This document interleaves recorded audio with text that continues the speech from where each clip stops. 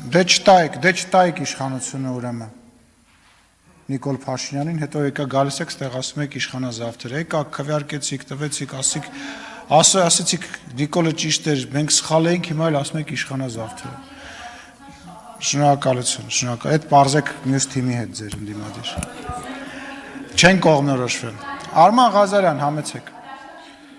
համեցեք։ Սիրելի հայրենակիցներ, այս իշխանությունը առիթը պաշ չի թողնում խոսել ամայքներում իրականացվող սուբվենցիոն ծրագրերից։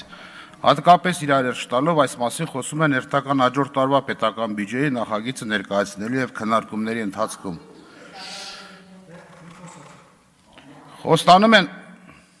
Խոստանում են ամայքների համաչափ զարգացում, դպրոցաշինություն, նոր մանկապարտեզ ու ջրամբար, ճանապարհ ու այլ ենթակառուցվածքներ։ Ներկայացնում են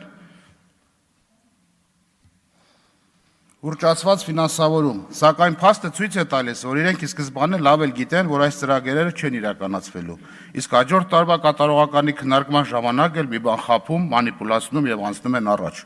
Լավագույն դեպքում էլ խոստացված եւ տարիներով չկատարված ծրագրերը տեղափոխում են հաջորդ տարի, նոր խոստում